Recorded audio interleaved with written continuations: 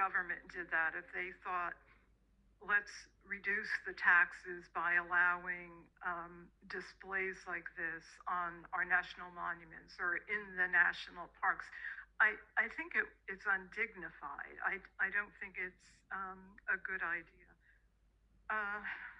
So thank you very much for considering.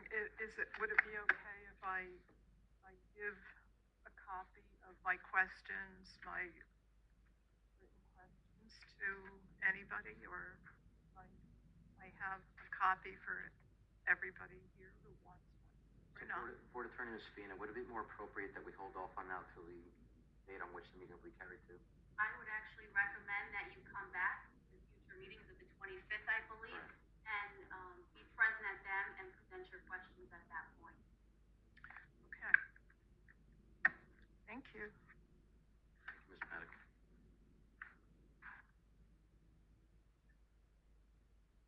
I also live at the same address.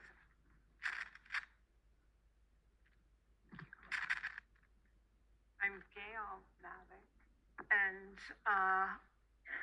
I am counting on all of you wise people, Mr. Pappas. I'm trying to get your name. Okay. Is it Mr. Magura? Magura. Okay. Ring. Vecchio? Mr. Vecchio?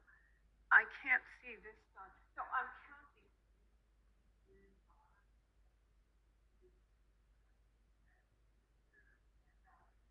Did I get everybody? I am counting on you folks. I wanted to make my presence known. I have lived in Bridgewater for 67 years, proudly, went to Bridgewater schools, excellent teachers, and we will definitely come back. But I was glad that Catalyst was not going to be here today because I want to talk to my people. And I had a pool fence put up last year.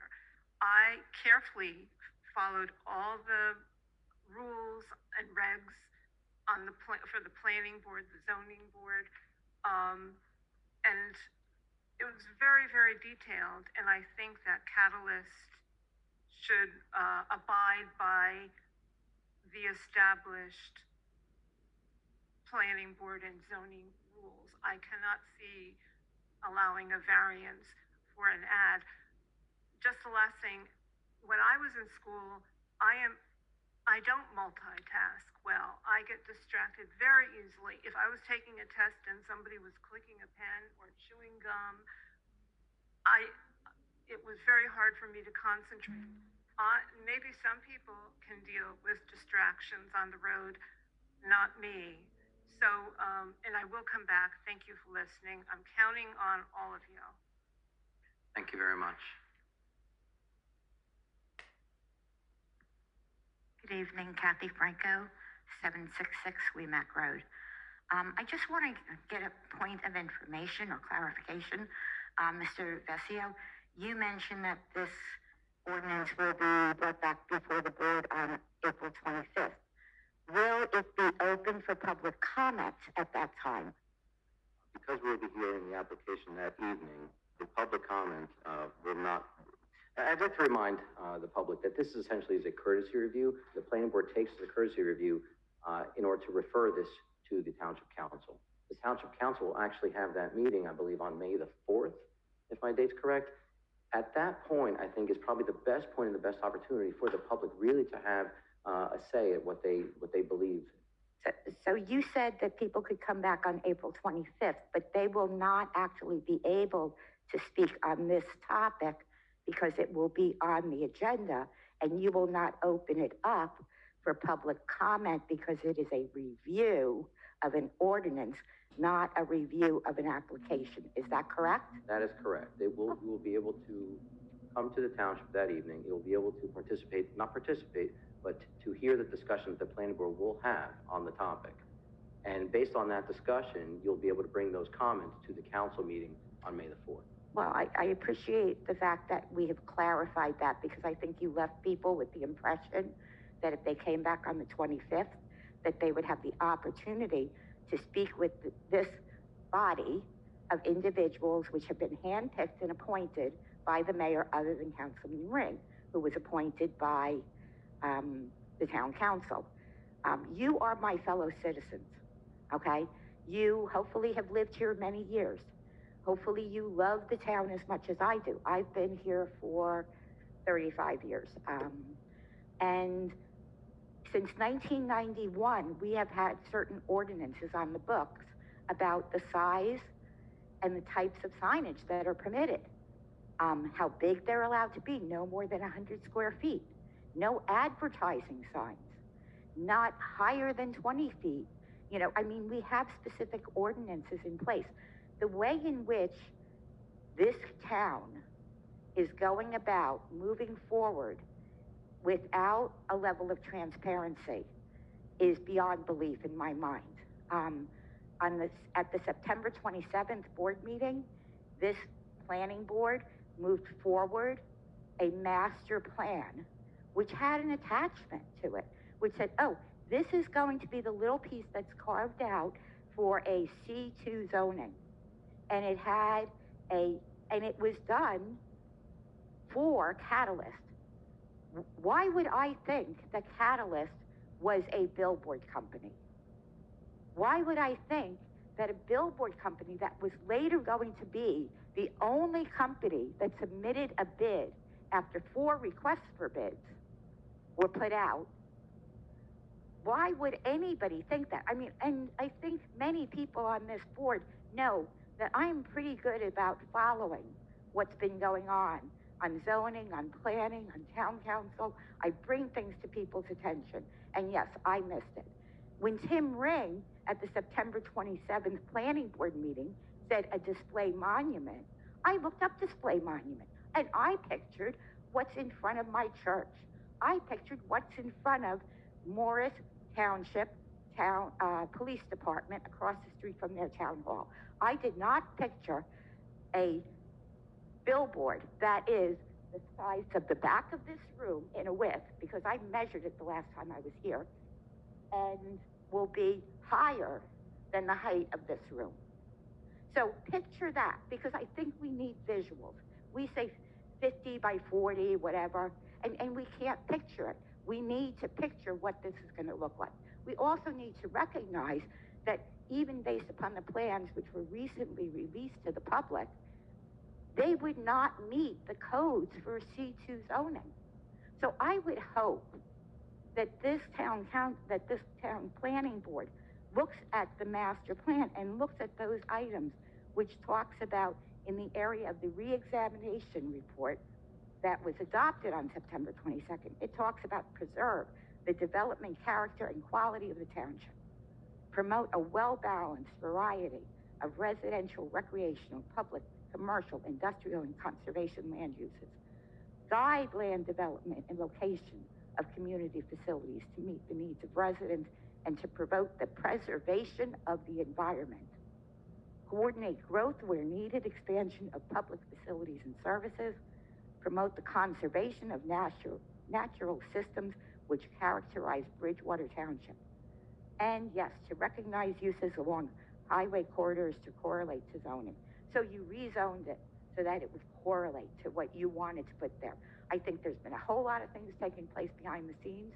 I'm not happy about it, and I think it's inappropriate the way it's been done by the town council, by this planning board, because I believe there's information that you had that you did not share with the public, and that is not what you are here for.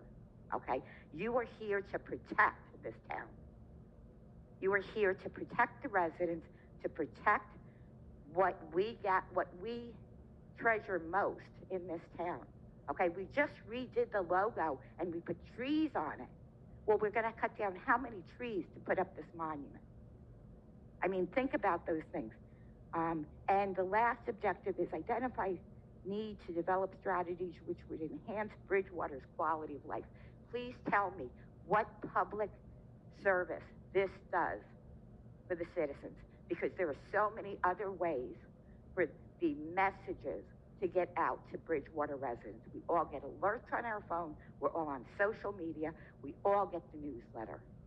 There are ways for us to get immediate notices as well as sign up for soccer, and we're having we're giving away free trees, whatever.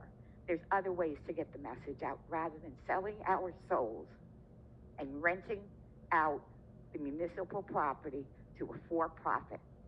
Thank you. Thank you, Ms. Franco. Your comments are always appreciated, just as everyone else's. I'd just like to remind the public that each and every member of this board is a representative of this township as well, and we put your best interest first. I would encourage any and all public comments for this evening on this matter. Please feel free to do so, but please recognize that we cannot have a discussion on this evening. So it would be best suited to come to listen to the discussion for those of you that just came on April 25th. If not, the matter will be discussed at the council meeting on May 4th.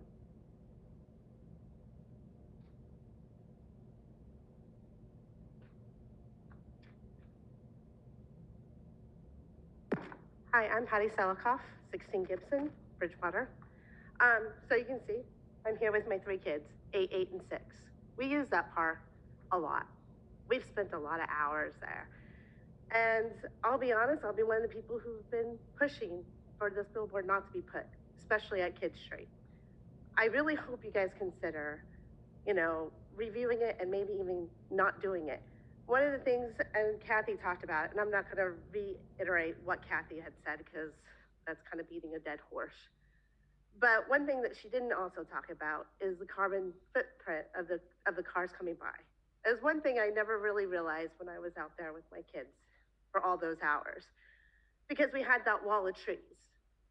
And those trees protected our children from the carbon emission. Not only does it protect it as a barrier, but it also sucks up some of that carbon emission from all those cars.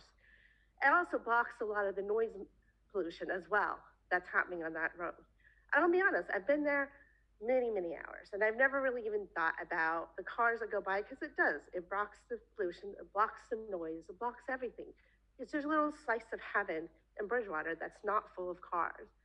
But once you start cutting down the trees, and believe me, I've listened to a lot of the zoning meetings where Caddis was here, they did say, point blank, we have to remove 800 feet of trees so that we can have our dollar value worth it. We can't make the sign smaller. We don't want to put the sign lower because it's just not cost worth for them. So my question is for everyone else in this town, in the residents, the other people who use Kidd Street, for you guys in the planning board, really consider it. Right now, I can tell you, looking at the car emission at the COE, I looked it up. It's at 33,000 tons a year of carbon emission at the BOE. If at the same monitoring system down on 202, it's like 10. That road is getting 3 times as much carbon emission. And that's the question, is why are we, this has brought, it made me realize that we should be actually even asking, why are we not monitoring the air quality at Kidd Street to make sure our children are safe? We should be monitoring it before. We should be monitoring after if we do go forward with Catalyst. Because at some point, we are going to have to come to terms that if it is too high to keep our kids safe, we're going to have to decide, do we put up a barrier, whatever that is, because we had to take down the trees for them. So there's a lot of things to consider. I will be back. I'll be making the same case to the council when I come back. But I really hope that everyone really does consider. There's also kids at stake. There are motorists at stake. There's a lot of people who is directly going to be impacted by this project. And that's it. Thanks.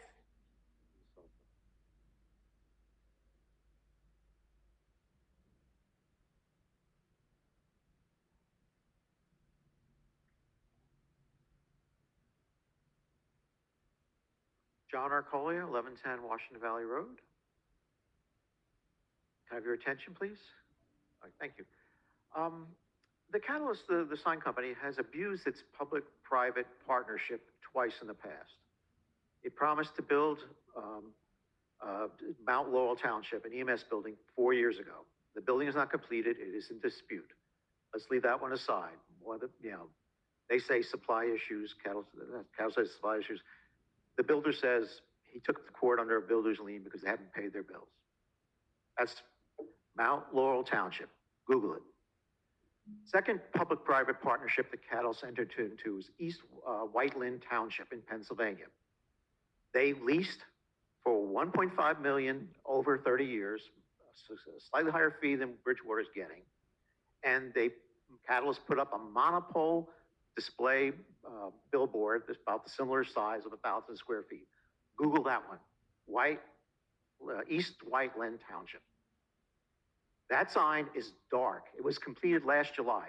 The first thing the Catalyst did after their sign went up is they realized the trees along Route 202 were too high, and they illegally cut down over a dozen mature trees. Luckily, a township resident saw it and notified the town, and they stopped them after they did the cutting. Subsequently, PennDOT, whose land they were cutting trees on, fined them over $150,000. Catalyst had to sell the property. I'm not going to get into the legal details, but that sign is dark too. And you're planning to whitewash whatever proposal they're going to put through. This township has only $1,200 in security bid on this bid that's already in place. We have no protection against this company if they decide to do what they please. And the first thing they're going to do is cut down trees trees to be cut down township property to expand the line of sight.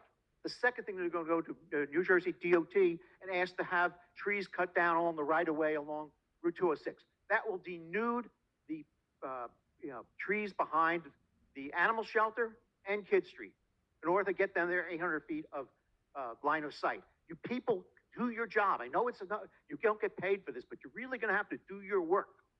It does require some effort to understand what this company wants to do and how they're going to accomplish it. Once the town council votes yes on this proposal in May, they could do whatever they please, and the town will hang out there saying, we want our money, instead of going and say, let's break this lease. They're going to have to do something illegal before this town will actually break the lease. And they will do something that's not in their plans that they've shown you so far. Thank you very much. Thank you, Mr. Archuleta.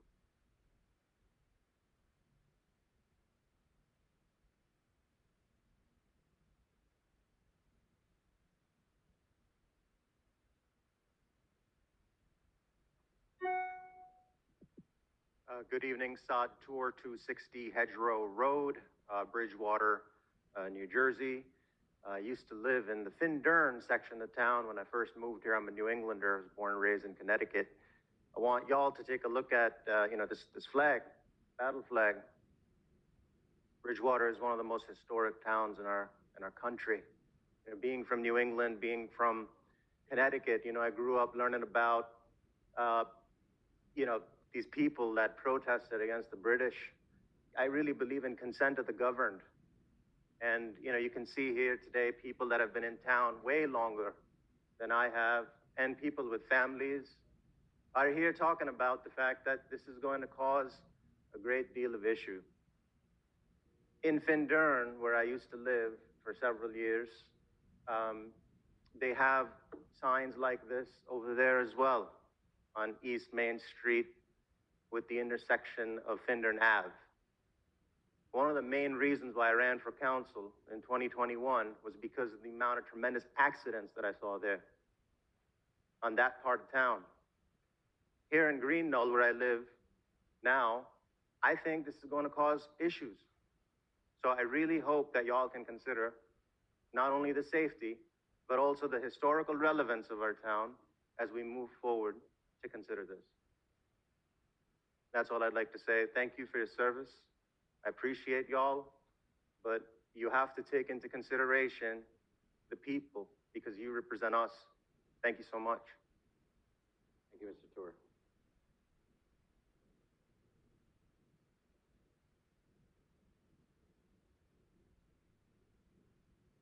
I encourage any other comments from any members of the public, but once again, this discussion will be had on the 25th of April, and the council meeting will be on May 4th.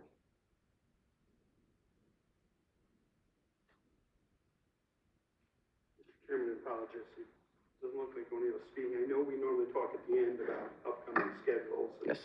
We have a lot on the 25th. Right. Are we certain for the public's benefit that the presentation will happen on April 25th or most likely May 2nd? Hard to tell, but I guess there's a possibility it might not be on April 25th, There's a possibility it might not be on April 25th, but we cannot say that at the moment. based on what's scheduled for. Correct. Okay. Just for the public's benefit, I want them to be aware that come April 25th, it could be a long night and May 2nd. Thank you, Councilman.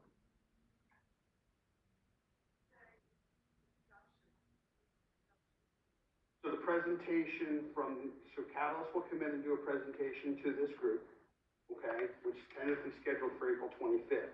We have 3 other matters on the calendar for April 25th. So depending upon how long those other matters, how quickly they move, if we don't finish all 4 when you factor in Catalyst, stuff will get carried to the May 2nd meeting.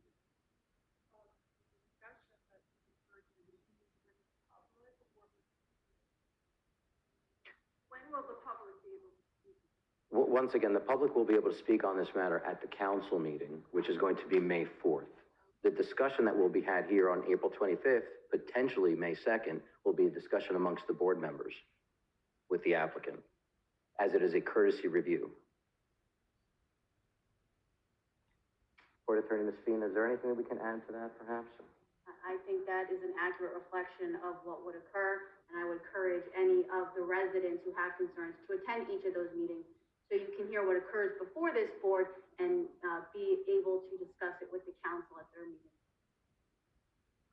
I think she's referencing the questions that we have, right, when you're gonna be able to ask them, right? So that would be at the town council meeting, right? Yes, correct. So again, I would still encourage the residents to attend both the April 25th and if necessary, the May 2nd meeting of this board. So you can hear the discussion, but you can take any questions and concerns and bring them to the council at their May 4th meeting. And we do know that other applications, things happen with other applications. So, you know, if for some reason 2 of those 4 applications say, we need more time, then this might clearly happen on April 25th. And, you know, if I become aware of that, I tend to share that on my social media page and will certainly do the same. Thank you. Are there any other members of the public that wish to address the board on any other matters not listed this evening? Okay, thank you. That will close that public portion of the meeting. And moving on to the agenda this evening, we do not have any board minutes for adoption this evening. Okay, moving on to development applications here. We were originally scheduled to hear the application for M&M and Route 206, the warehouse application. I need to make the announcement that this meeting or this application will be carried to April 25th, 2023. There is no further notice required for the applicant. That closes the application portion of the meeting. Moving on, we do have this evening a master plan consistency review, an ordinance by the Township Council for floodplain requirements. Ms. Doyle, would you like to address the board and give a bit of review on? This ordinance was initiated by the governing body, but before that, the state of New Jersey promulgated the language that is being used in this particular ordinance. It is for floodplain requirements, flood safety within the township. And I have reviewed the master plan. It is wholly consistent with the master plan. And I've spoken to Mr. Burr, who's not here this evening, but he discussed at great length with me the ordinance, and he finds that it is fully consistent with what he would recommend. And he suggests that the planning board consider it appropriate to recommend this ordinance as written. Are there any questions or comments? Yes, if I may just add to Ms. Doyle's comments. So as she alluded to, this ordinance came from the state, and there's a couple things for us to be aware of. We can make changes to the ordinance. However, any word we change has to be submitted to the state for approval. If if we do not adopt this ordinance, or we make changes to it that the state does not approve, then if we have another flooding incident in Bridgewater, residents would be ineligible for any FEMA aid. So I'm not going to say the state has tied our hands in this, because we can make changes, but our hands are tied.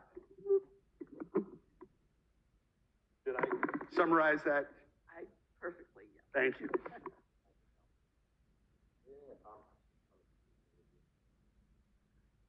Here's my only comment would be, it's terrible, what Trent does, to, and I don't know if there's any pushback from equal municipalities when resolution was passed, but this is the type of situation, as a local town council is supposed to be a land use governing body, was what they're supposed to do.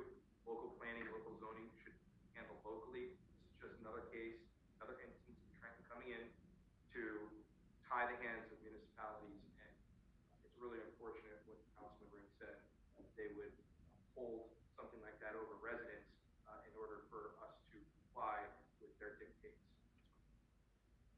And I apologize. Let me just add also, in fairness to my comments, before this was introduced to the governing body, the council, Mr. Burr, I know Ms. Doyle mentioned her conversations with that. Mr. Burr also did write a memo to the council supporting it overall, that it was a good thing to do. But Regardless. yeah, understood. The fact of the matter is, while we are kind of being strong-armed into this, there was nothing significantly objectionable found in the ordinance, so. Any other comments? With that, I believe we'll need a motion to essentially adopt the ordinance, or to find rather that it is not inconsistent with the master plan, and to adopt it as written. Correct. And as part of that motion, the recommendation that you allow Ms. Doyle to advise the council. Would anybody like to make that motion? Move. Mr. VanAnt. A second, please. Mrs. Sikora? Roll call, please. Yes. Yes. Yes. Yes. Yes.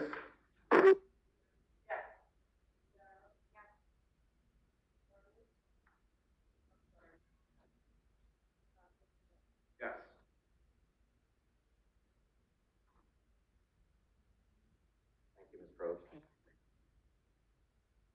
We're going to move on to some other business here. We should have all received in our packets here. Let's see, the approval of a street name for Cottage Court, Martinsville, New Jersey. Any questions or comments on this? Yes, we Mr. do McGorry. have, there is a requirement in the Township Municipal Code that any time the township shall name a street, every effort shall be made to choose a name from the Bridgewater Historical Names List. I don't believe Cottage Court has met that requirement, and I'm concerned that we're not in accordance with the requirements of the municipal code. I have printed out a couple copies of an extract of the code dealing with street naming. I don't have enough for everybody, but if someone would like to look at it, I have no problem. I'm just seeking direction from this point forward. You have a few copies of that? So- You could just move it down the dais. So just, if it helps, he did give me a copy. The planning department, this is Municipal Code 126-241, Section 2. The planning department shall keep and make available the list of historic names. Any applicant proposing to name a street shall use the names on the Bridgewater Historic Names List. The planning board shall be authorized to waive the strict application of this requirement upon showing of special circumstances. I guess, to Mr. Magora's point, we have the letter from the applicant as to how they chose Cottage Court. but they do not address why they did not pick a name from the township. I understand that they've chosen to, call these 2,400 plus square foot homes cottages, but I'm not sure if that's a historical reference.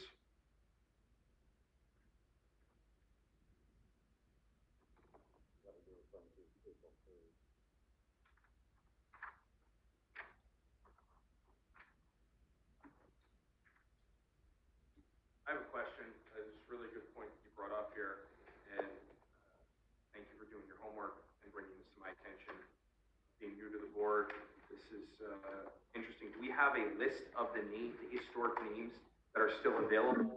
And in the past, what has happened if somebody selects the name, does that name then come off that list of historic names? Do we know which names have been used? Again, as a history buff, Historical Society in the last town I lived in, I think this is a great idea, but definitely interested in hearing more. When was the last time this has come up? Did they use the name? Have there ever been exceptions given in the past? So just some of the questions I have. It's a really good point. I'm glad you brought it up. If I may comment,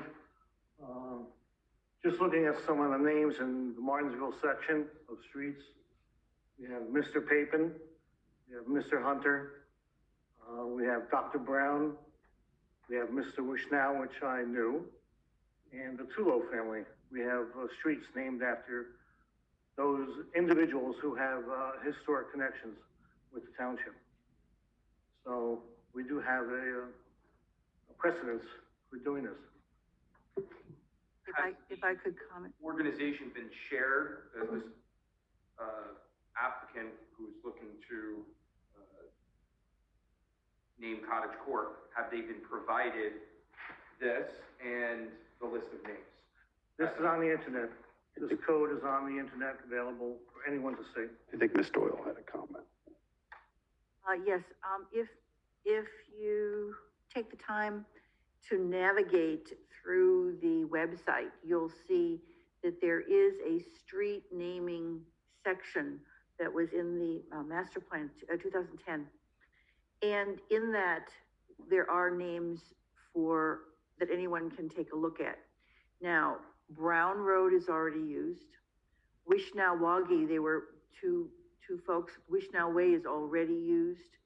And I'm not saying that there aren't some that are used. There, in fact, just recently, I was advised that one of the historic names was used. I do not have a list. I don't keep that list. Mr. Genova has the list and is shepherding the street names himself. As far as the process, if you have Wagi Way or Wishnow Way, if someone selected Wishnow, it would not come to the board. It's when the applicant desires a name other than the already approved names that they would have to come to the board. Now, the approved names have already been phonetically checked. And what I mean that is for safety. Aaron Way versus Aaron Way. I'm not saying that right, but you get the idea. ERIN versus AAR. Quarry Lane and Quarry Lane.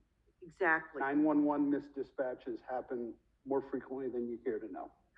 I wouldn't doubt it. And these names that are historically approved names have already been checked for that. I am making the assumption, and I did ask Mr. Genova if he checked to see if there were any phonetically similar to Cottage Court, and he said no. But it's certainly up to the board as how you want to handle it, because I'm not able to testify whether the applicant was given the historic names to select from. There are not a lot of names left, but there are some left.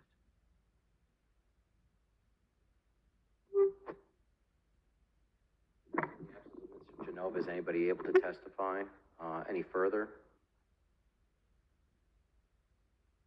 Are we comfortable with the street name approval? Or is there a little bit more information that perhaps we'd do better with?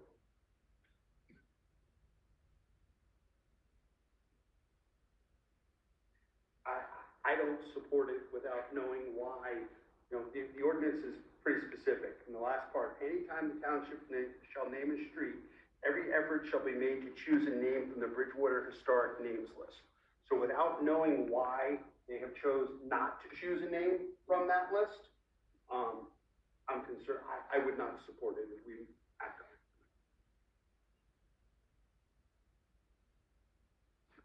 Are there any other doubts? Any other commentary? And I looked here, there's no Van Eck Place yet, so, but it's not on the list. Not yet, not yet. All right. Maybe in 100 years. Yeah, I'm right with you, is needing more information. By somebody who did the homework, I wish I had. So thank you for enlightening me. Absolutely on board with what the councilman said and what you brought to our attention. I like history. I like a little bit of history. I mean, we have Washington Valley Road. Certainly, that's Chimney Rock Road. Chimney Rock. Well, I think based on the fantastic research that Mr. McGore has done, I think it's in the board's best interest that we hear this and we push this to the next meeting. Perhaps we'd be able to have testimony from Mr. Genova at that time.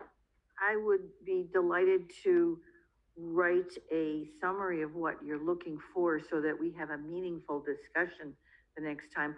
I think I know what you're looking for, but would you enlighten me on what to write down?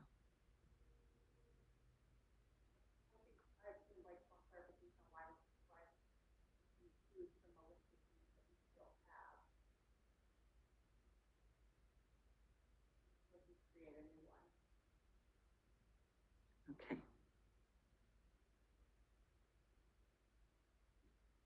Assuming their best intentions, everyone's best intentions, they may have also just been unaware. Pardon me? Mr. Bannock states it may just have been unaware. Yes, do you need that information or do you just want to know why they didn't choose from the historic list, which begs the point, were you given that list? Mr. Bannock? I mean, I think my point is, I would either provide them with that list and say, just assuming best, always assuming someone else's best intention, they were maybe just. Okay, so there are two items that I have. Number one, the developer should be provided the list of historic names.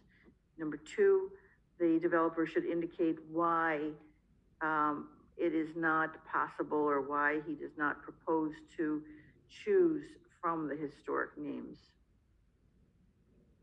May I add a third?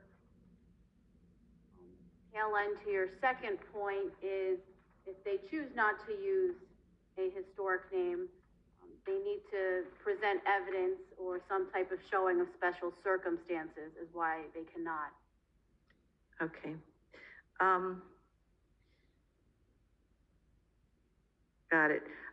What we've done years ago, these names used to go to the council.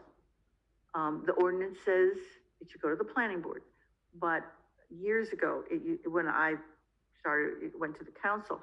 And what had to be done is the developer had to say what historic significance is, fine, you're not going to use the historic names we have, what historic value do you present in this name that may be related to Findern, Martinsville, Bradley Garden, that our neighborhoods. If that's something you would like, there may have been cottages in the Martinsville area that we don't remember, from historic times. Yeah, there could have very well have been. Okay, so I have 4 items.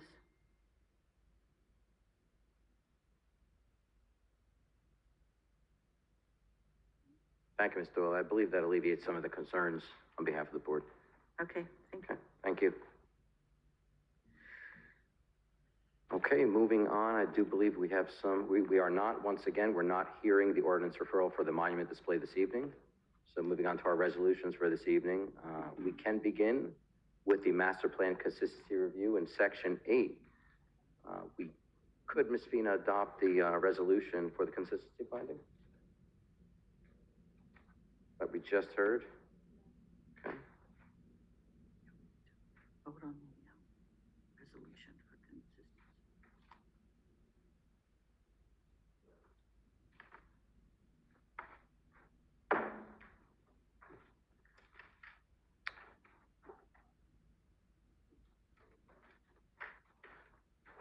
Don't believe we have a draft of that resolution. Did you recently receive it?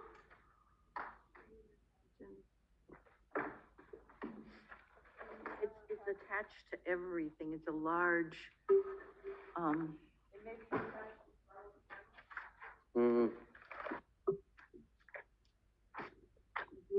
gave it to you. I'm not seeing. Yeah, now, You have it? right, now I'm, that's what I thought, now I'm.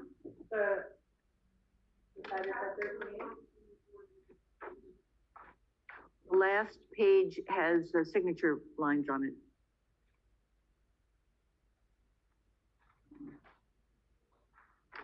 Charlotte's consistency report. Here.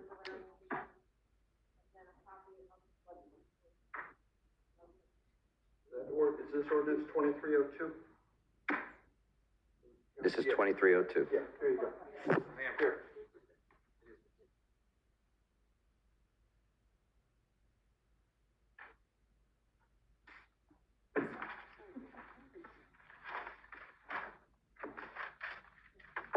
Drowning the paperwork Right. on that ordinance. I apologize, I'm drowning in the paperwork.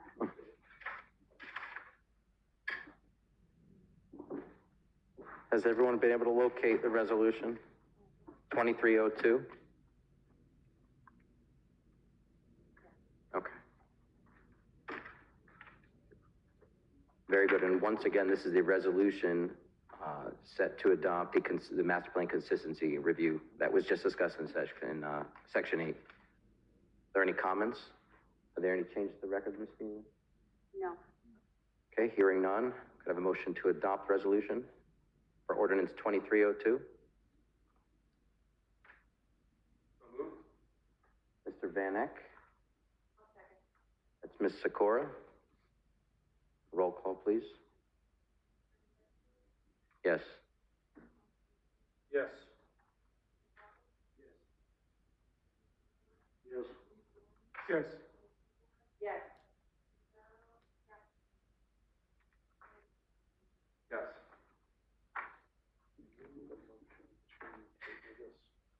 It's on the agenda. Ms. Fina, would we be in a motion to table the street name? since we're You moving? can, or if you simply just Not act on it? not act on it and have it placed on the next agenda. Okay. Okay, we're not acting on the cottage court this evening. Moving down to Bridgewater Accessory Associates. That's the corner of Chimney Rock Road and Route 22. Any comments or questions regarding this resolution? You might be surprised, but yes. Okay.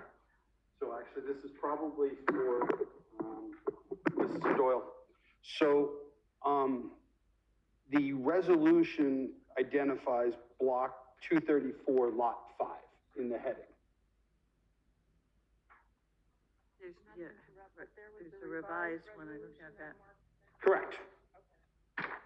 I don't have that one. Well, it's in the old one too, so Okay, yes.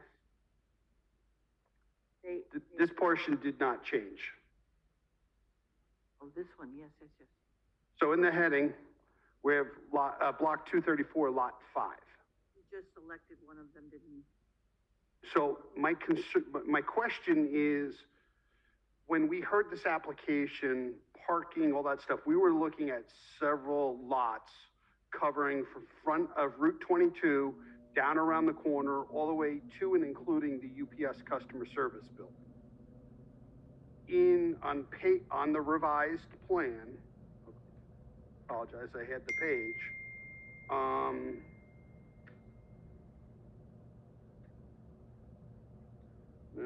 Page, we're back a ways.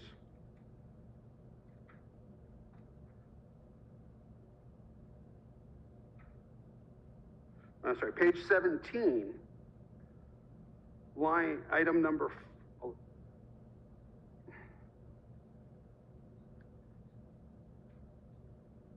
yep, Now therefore, item number 4, where we talk about cleaning up the cars. I don't know if those cars are parked or stored on lot 5. I don't think so. I will double check. That's a very interesting lot. It's very long, but I think, what I am going to recommend is that We not act on this tonight? it can be retitled with all of the lots that are included. I would feel more comfortable that way. It could be just the one lot, but because remember there was that other building that was included? Correct. So I will have that, corrected, so it will simply say, and there's another place in there where it says just lot 5, so that all the lots that were part of the application are included. Because there was multiple lots, because we were banking the parking from 6 different buildings to meet the parking requirements. Yes, but I don't know if they were all in one lot with a whole bunch of buildings in it.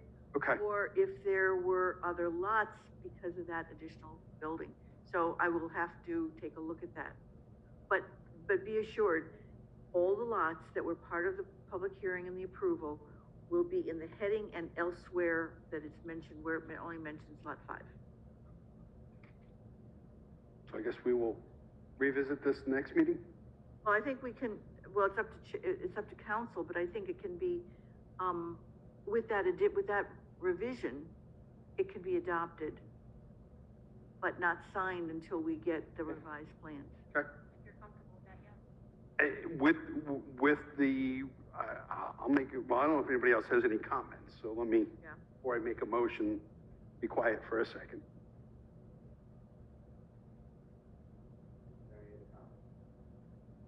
Any concerns? So I'll make a motion to approve it as revised to include all lots in the heading as discussed here tonight.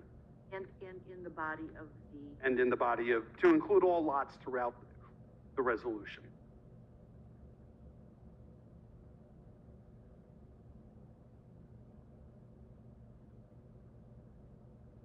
Because our car storage issue is not on property that's being built on. It's not. That's Councilman Rennie. I'll need a second. Second. That's Mr. Dana.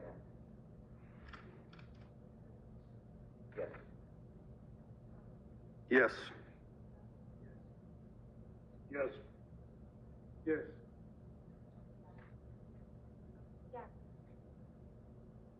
Yes.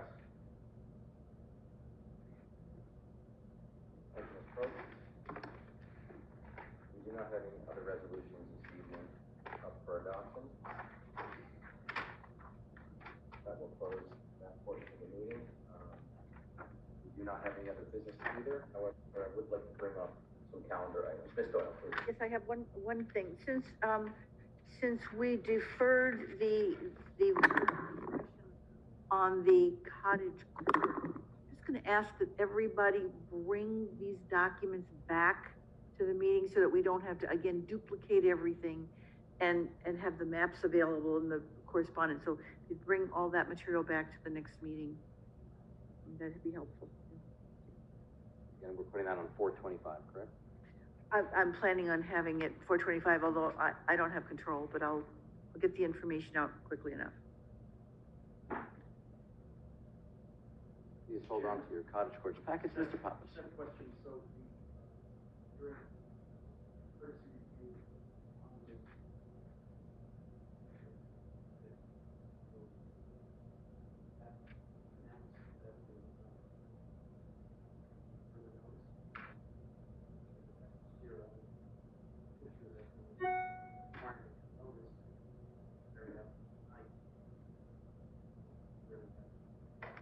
Thank you, Mr. Pappas. That's a great point. There will be no further notice from this point. The meeting will be carried to the 25th.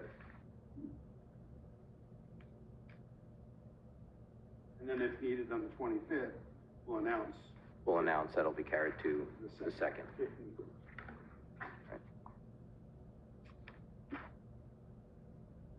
Thank you, Mr. Pappas. Any other comments? Okay, I'd like to ask, Scarlett, would we be able to bring up the items that we have available to us on 425?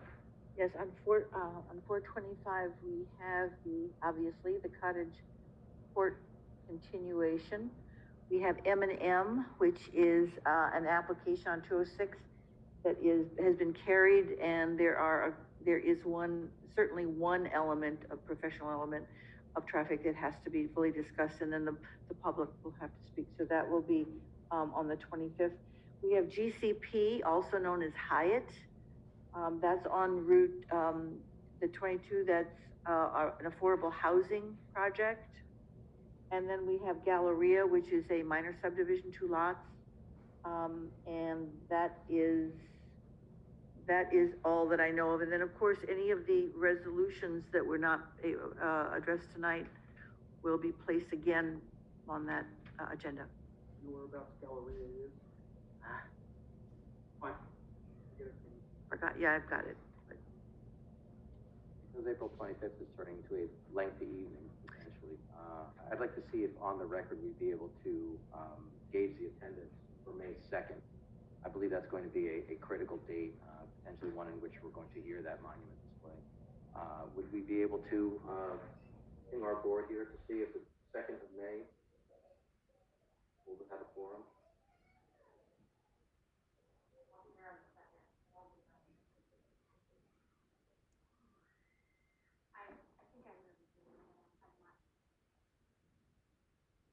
Is anybody else not going to be here on May 2nd?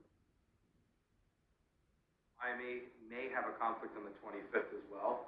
It's not 100% confirmed yet, but I will be here on the 2nd. As of this time, there's only going to be one absence on May 2nd. So Mr. Chairman, my guess is that we're not going to get to everything on that date. So Nancy and I have talked about it, and she's prepared to deal with the notification that will be a planning board meeting. And Councilman Ring brings up a good point here. Just a reminder that we do have our schedule that will be changing for the planning board. So beginning in May, we'll be meeting in the first and third Tuesdays of the month.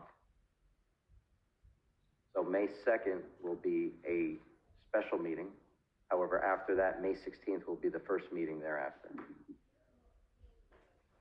Set for June and July over the summer months, Yeah, and we have one. Okay. Do you want me to go through it, or you don't need to We could go through it for the board. go through it? I've Okay. got a copy of the resolution Yep. here. Oh, okay, you have a copy of the resolution. Okay. I do. I could go through the dates, Scarlett. So May 16th will be the second date in May, June 20th, 2023, July 18th. Afterwards, in August, we resume 2 meetings per month, and that will be August 1st, followed by August 15th, followed by September 5th, September 19th, October 3rd, October 17th, November 21st, we only had 1 meeting scheduled at this time. December 5th, only 1 meeting scheduled at this time in December. And then the reorg will be on January 16th, 2024. And for the board's information, for May is booked. We have, of course, the second, which we believe will have holdovers. May 16th, that is a meeting that's booked through our obligation to have 1 meeting a month. I call it the Center of Excellence. It's being called something else now. And then the same is for June 20th, same application, second meeting. And then after that, if there are more meetings necessary, we'll address it at that time. At this time on the 16th, we anticipate 1 application that evening, just the COE. Yes, it'll be wholly devoted to that application. Part of our settlement agreement, if you will, for the lack of a better term, with the COE, once they start their application, we have committed to 1 meeting per month dedicated to just their application. Thank you, Councilman. So, if we get into later in the year and we're still going on, one of the 2 meetings a month has to be. Thank you. Any other comments? Hearing none, motion to adjourn. Ms. Sikora? Ms. Zarrow, all in favor? Aye. Aye. Thank you very much, everybody. Have a good evening. If anyone's opposed.